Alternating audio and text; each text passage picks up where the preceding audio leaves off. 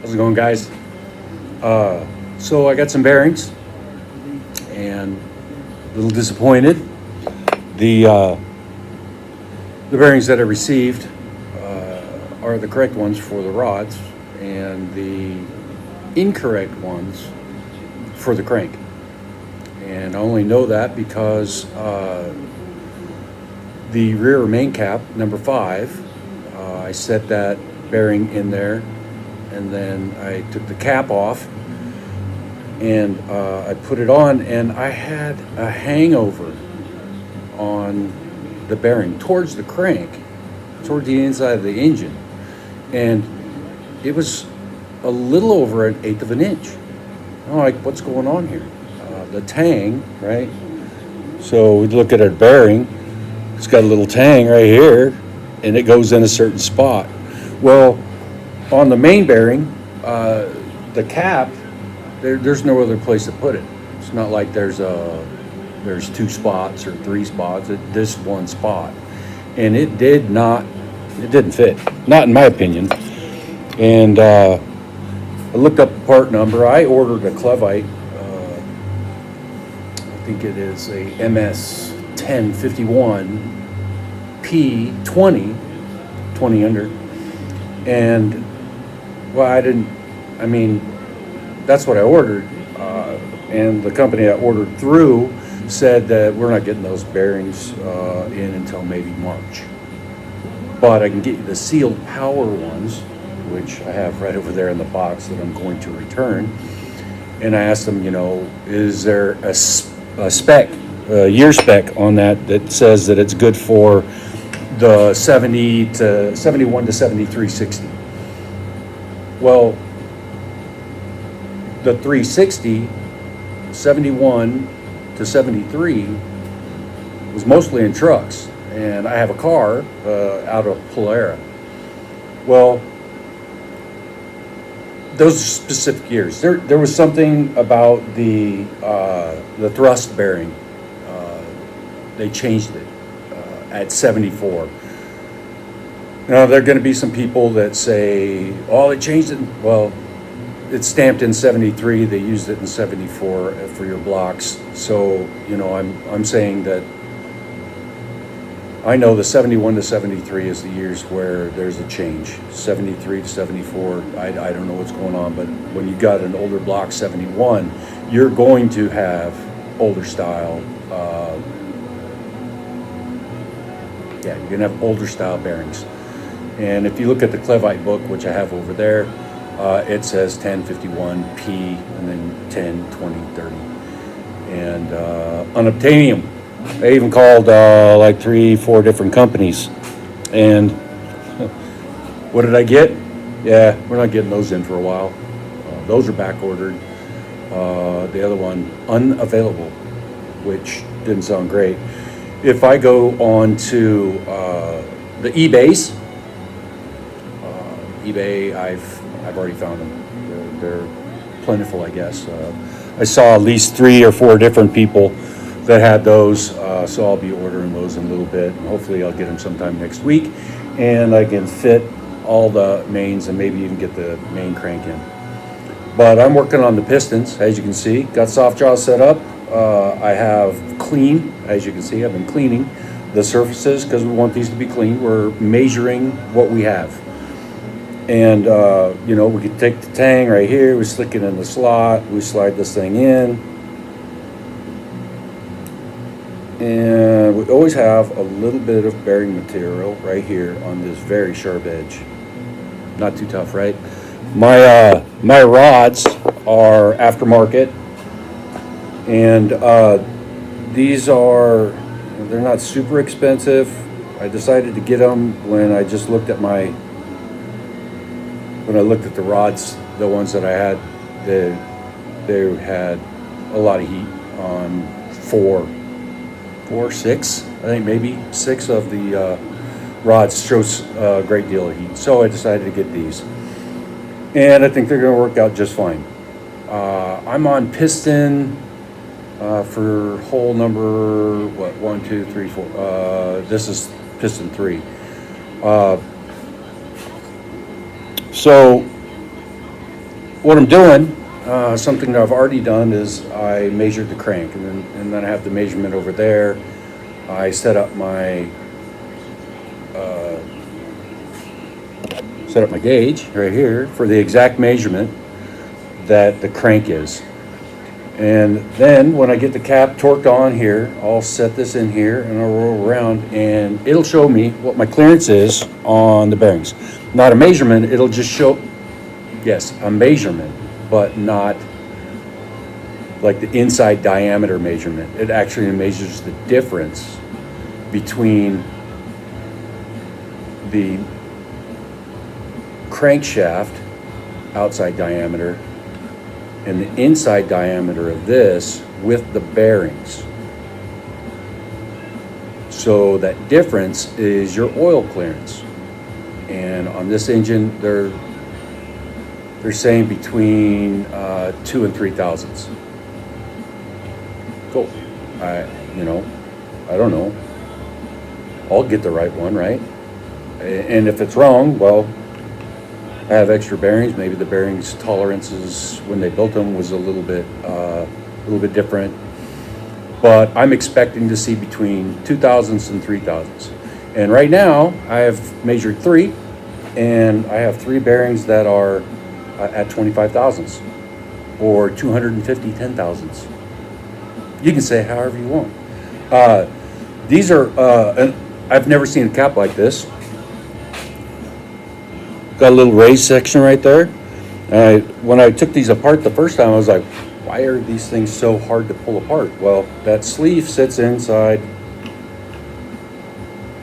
a bore on the rod itself. And what the manufacturer says to do, they say, just tap those things right on, just like that. And then put your bolts in. So like I said, I've done this on 3 pistons so far, and I'm getting really good results. Taking my time, kind of enjoying the day. We're sitting at 50 degrees here in the shop. 1 UGA, okay? We're not torquing it with this. See, 1 UGA, no biggie. And then I have my torque wrench set up. I'm going in 2 steps. So starting at 30. Well, maybe not.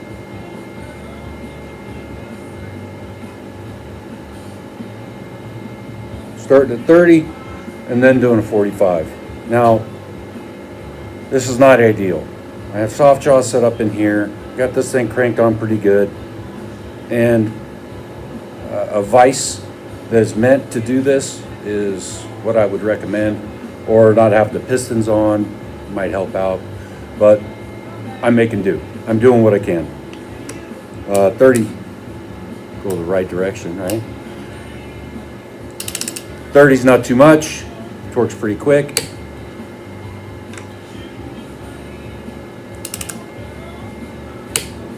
Pretty easy. And then we're going to go 15 more. And 45. And I don't recommend doing this on a vise that turns super easy. This is kind of a pain in the butt. So I got to kind of hug my workstation here. There's 45 there. 45 there. I'm going to take this little gauge, and I really can't show you very easily. Let's change my station a little bit.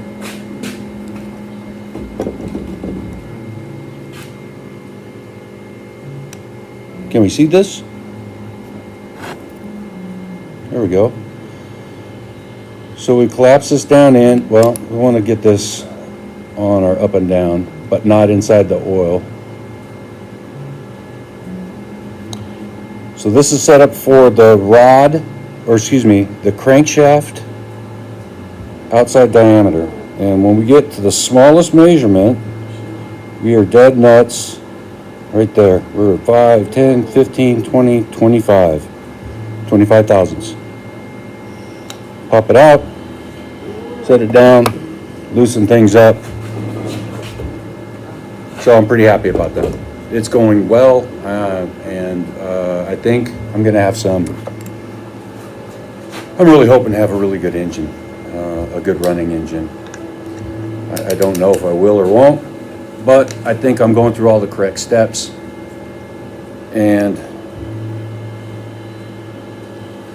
eventually, when I get all the parts and all the manufacturers decide to give me what I need,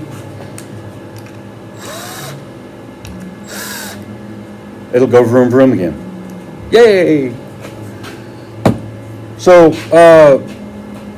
questions about this? Comments about this? I've told you guys I really am not an engine guy. I'm not an engine guy. I'm trying to be one.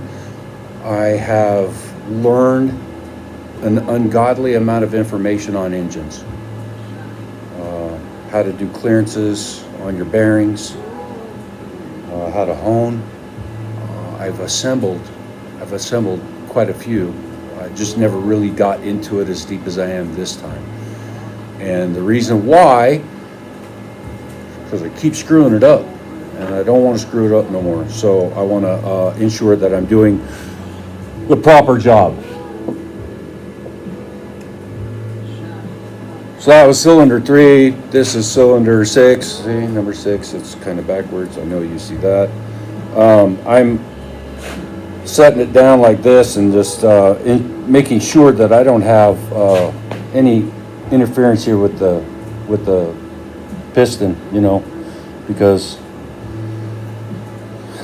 that would be something I would do. I would pinch this thing way too tight, and I would bend the piston. I've been to rod. I just do weird things, and I suffer the consequences. So it is what it is, I guess. So I'll do another proper cleaning. I'll grab a new bearing set. I'll set these in here, and then I'm going to get the rest of these pistons taken care of. Like I said, got any questions about this? I'd be more than glad to answer them. You can, bleep bloop them down in there. And but I think what I want to talk about a little bit today is why I'm doing these videos. I kind of talked about it last time, and I want to document stuff. But I'm also doing this for therapy. It's kind of therapeutic to discuss what you're going through. Don't discuss it inside your head, because then you end up being inside your head and not getting those emotions out. You're not getting those thoughts out. You just repeat them. But when your ears hear a conversation, you understand stuff and you kind of hear what you're saying. So I do this because I feel good when I'm doing it. I like engines. I think engines are cool. One day I would really love to build something that's amazing. I don't know when that's going to be, if it'll ever be, but it's a goal. I like working on the cars. Those things make me feel good. I mean, that thing is sexy, and I freaking love that, and I like sharing it, and I like sharing knowledge, because my dad passed away a couple years ago. He was a mechanic 50 years. He worked on everything from DeSoto's to M1 tanks. Yes, combines, tractors, just about every make and model of car you could think about, that in the 70s and 80s and 60s and the 50s when he started, changing oil for a guy named Louis Argo. And Louis Argo took him under his wing, taught him how to change oil. And then a couple of years later, he's out in the middle of a wheat field during harvest, changing out a transmission or an engine, because the farmer has to get back to work. So Dad's out in the middle of a farm, pitch black outside, by himself, pulling an engine or a transmission out, jamming back to the shop, rebuilding it, and jamming back out to the farm and reinstalling it, so that when the farmer wakes up, if he wakes up, or my dad goes down to the farmhouse and knocks on the door and wakes him up, says, "You're good to go." So I really admire that. Dad also worked on tanks. Dad worked on diesel engines and just your ordinary gas engines. He supported the Army National Guard for 24 years and got up there in rank like an E8. First sergeant for a while, worked out at Mates forever. And if you knew my dad, big man and big heart, and he knew how to do this stuff, and he tried to pass it down. But I was always there, grease gun, and helping him change oil and change tires, rotate tires, stuff like that. And I watched him and helped him rebuild numerous motors. Dad never used any of these micrometers and dial calipers and all this stuff. He plastic gauge, and the machine shop would, maybe he got lucky. I don't know. I never saw him use the gauges, even though he had this set of tools that I'm using, except for the bore gauge. So I'm just trying to carry it on, trying to use his tools that I have. I'm very happy and proud of those.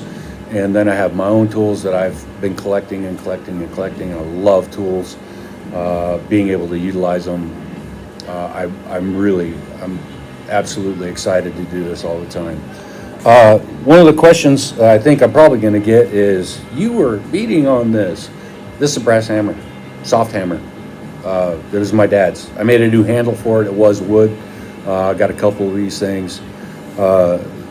This is just brass. No worries. Not going to scar anything up. You can use a dead blow. You can use rubber. Rawhide hammer is also another one. And I know for a fact I'm not scarring up these caps at all. I'm going to burn through the rest of these cylinders, and I'm going to get back to you. We'll do a little bit of a closing statement. I'll tell you the results of everything. I really don't want to bore you. I don't want to do speedo kind of things. You're going to see me screwing up and stuff. Let's not do that. So I'm going to get back to you, all right? Hey. So, went well. All of them fall in spec. I got 6 that are .0025, one that's .0027, and the other one is .0030. So falls in spec. All of them fall in spec. Soft jaws worked really well. Not scarred up too bad. I kind of like that. Reuse these things forever. Torque wrench. Something I want to talk about. Torque wrench. Just a tool tip for everybody. Always, when you're done and you're gonna put your torque wrench away, you need to dial it back to 0 or the lowest setting, right? If you don't have 0, like this is a 10 foot-pound, so we just took it right down to 10 foot-pound, and then store it in a case if you got one. This little bore gauge, Accu size, came with a kit. The kit's kind of cool. Cost me like $90. Not that big of a deal. I mean, the tools are less expensive than the parts, which is always a nice thing. Like I said, 8 pistons, all of them done. They're sitting there relaxing, and I am ready to put those guys in when I can put my crankshaft in. And that crankshaft's sitting right over there, and I can't do anything with it. As you know, bearings aren't fitting right. And see, this I'm going to show you right here. Oops. There's the main bearing. Number 5 cap. You seen this? Does that make sense? This is what they sent me. It said it was the right one for the modeling year that I've gotten, and it's not. It's not the correct one. I know it's not the correct one. Sending them back. Gonna get the ones that I know are gonna work. But I mean, that's kind of what things are, man. It's just the way it is. So whatever. Cool. So, what I think I'm going to do is I'm going to lube the bearing surface on all of the rod bearings. I'm going to lube that up nice, and they're going to just sit underneath the blanket until I can get back to working on this thing. So, what do you guys think? I've got a million more ideas on videos, and I enjoy doing it. If you guys want me to do a particular thing where I got to order a cam, and I still haven't decided. It's like $1,400 for all the parts and pieces. Man, this engine is expensive, and I'm really tired of spending money on it. So I gotta buy a camshaft, and that camshaft I'm gonna go with a roller. Yeah, I'm gonna do a roller. I gotta get springs. I'm gonna get a couple other small parts that I don't think are necessary, but I'm gonna get them anyway because I'm probably gonna use them on the 340. If you guys don't know, the Mopar small blocks, just about everything interchanges except for the crankshaft on a 360. That 360 crankshaft has bigger journals, I guess. I'm just saying things that other people have said. I don't really know. I just know that they're not interchangeable. The 318, 340, and the 273, actually, a lot of the parts interchange. And I don't know if I showed you guys this, and I really want to. So, small block Mopars, you need special tools to take these things apart. You just do. The 318, the 360, and the 273, they all require that you have press fit pins, press fit on the piston, on the rod piston, the rod. Okay, this thing right here, this right here is pressed in. It's pressed into the rod itself. When I bought new rods, they're already bushed. So I had to install some little circlips. You can probably see them right there. And this thing, full float, which I was excited about because it makes taking the engine apart much easier. I had to take it to a machinist, and he pressed out all the pins on the pistons, and when I got everything back together, these pins, they're the same size across the board on small block Mopars, and the rods are pretty much the same as well. Some of them, like I said, the 360, you gotta bush it in order to have full floating piston. But I have full floating pistons on the 360, and I didn't have to do any machine work to get them like that. Just had to buy new rods, and I think that's really cool. The main reason why it's really cool is because I can take them apart, put them back together. If I, decide that I want to change the pistons out, want to go higher compression piston or even a lower compression piston, I can take them apart, put them back together, and I can slap them in, and it'll be good to go. So kind of cool, right? The 340 had a different kind of retainer for the piston pin, and it was just C-clips. There was 2 of them per side of the piston, so there's 4 clips to hold that rod in, or the piston pin in. These just have 2 circlips on each side. I think it's called a circlip, a spiral wound clip that snaps in and it hurts your fingers. You got to use a pick, maybe a small tip screwdriver, and then struggle with them and fight with them for, I don't know, hour and a half per piston, some crazy thing like that. I think I remember fighting on it. I think it did me an hour and a half to put them all together. And I did a live video, I think, on how these things assembled.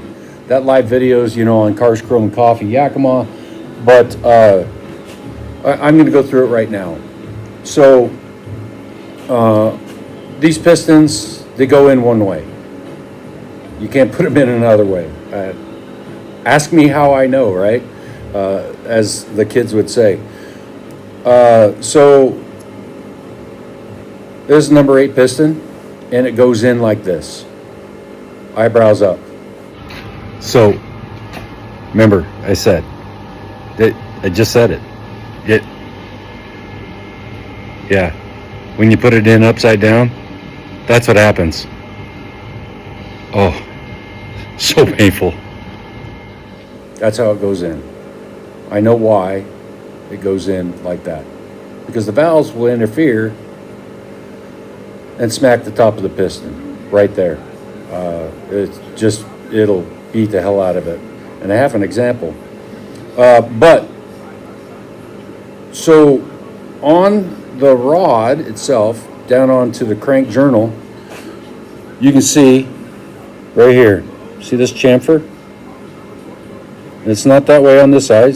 It's fairly flat. It's got a little tiny chamfer, but this side right here rides on the outside of the rod piston journal. So when you get another piston up against it, you can see them right here. See, there we go. There's both of our chamfers. The pistons will ride like this when they share a journal. The chamfer goes on the outside. And if you don't put the chamfer on the outside, what you're going to end up doing is restricting the oil. Now, this is a friend of mine told me these things. He said that's one of the biggest mistakes people do, especially on 340s, because you can take the pistons in and out and not even have a machinist do it. If you do it yourself and you flip that piston around, the oil can't escape this way. It goes in this way and it gets blocked up because the rods ride really tight on the outside, and it needs that chamfer so that oil can escape. And on the inside, it's almost damn near touching. It's very little clearance. I think there's actually a speck on it. So when you're assembling pistons and rods and trying to get it lined out, you just have to make sure of the two things, right? You just got to make sure of the two things. Number one, this goes up on Mopars.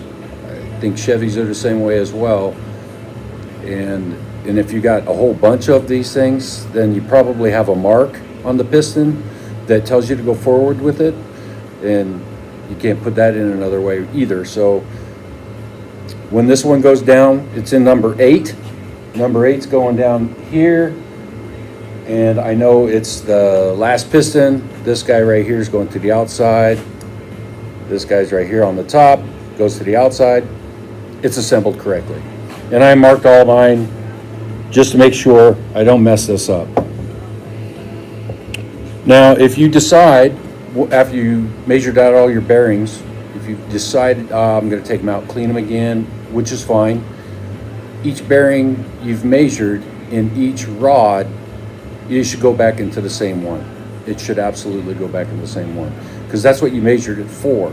There might be a tolerance difference in two different rods, and that's why you got a difference in your measurements. So those things are now married. That's the way they're staying. Married. I was just thinking about this today. I've been thinking about it because it's coming up. My wife and I have been together 30 years. This coming February. 30 years. I'm only 57. Over half of my life been spent with this lady. That's super special.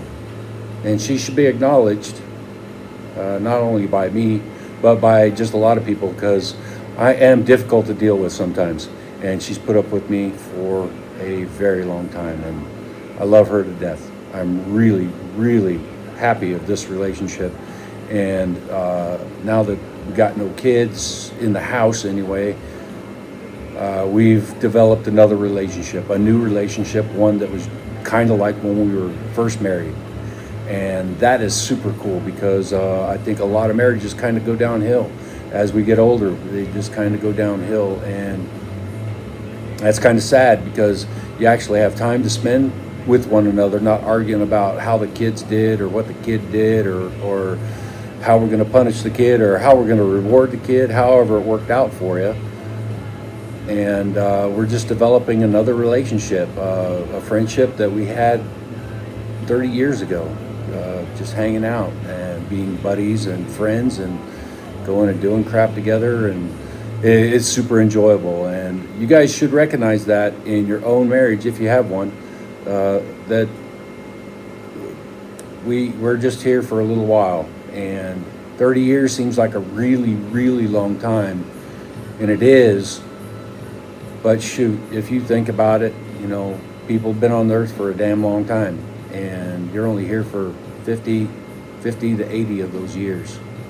That's a speck on the, it's a tiny, tiny speck in time. So enjoy it while you're here.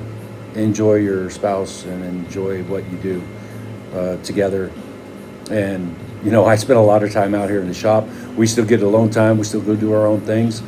But we really enjoy being together and going to car shows, and I enjoy being out here in my own thoughts and in doing videos and stuff like this, and you know, sometimes I don't even know what she's doing in the house.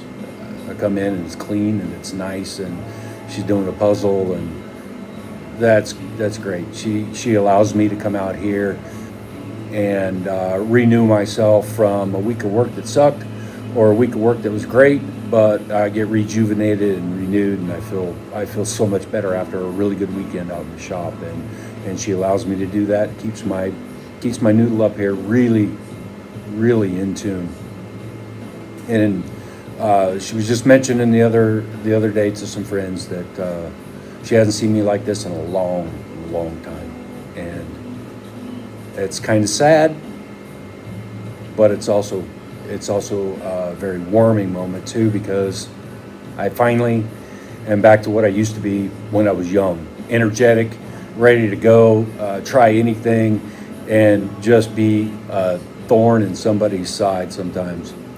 But that's just who I am, and unfortunately, if I'm a thorn in your side, I ain't going nowhere. I ain't going nowhere at all. Thanks for guys for watching. I hope to have new bearing set next week. I'll probably do a video on slapping this engine kind of together and getting the bottom end tuned in. Probably going to order some parts today if it's not too late, and try to figure out this engine, get it running again, and get it installed, and maybe get another vehicle up on that lift, and maybe I'll show you some more stuff. I don't know. I don't know where it's going to go, but I've really enjoyed today. You guys have a great weekend.